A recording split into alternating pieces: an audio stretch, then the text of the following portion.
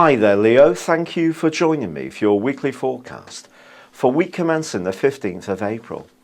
Although you've had a collection of planets in the most adventurous part of your horoscope, the planet which actually controls thought and talk, Mercury, was locked away for a very long period of time, 6 weeks, in a very deep and intense part of your horoscope.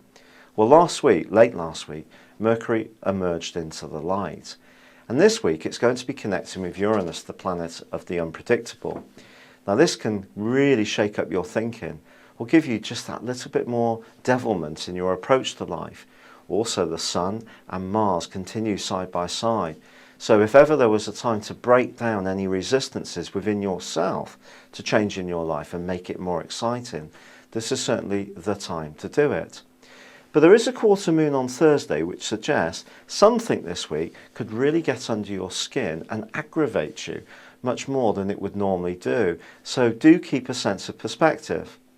Also on Monday, Venus, the planet of love, moves right to the top of your horoscope. Now if you have been thinking about breaking away from a relationship, which wouldn't actually be a surprise with all this independent rendering planets at the moment, well, Venus just reminds you of what's at stake in terms of the longevity of the tie, the things that feed into it. Everyone has associations with relationships. They see them as institutions. They could be something that you would lose if you are too impetuous in a change. But also this can be a time when you start to think about putting roots down with someone you really like. But it would need to be someone who really fascinates and interests you. If you're hanging out with people that you do find that your attention span is waning around, it may be time for a rethink.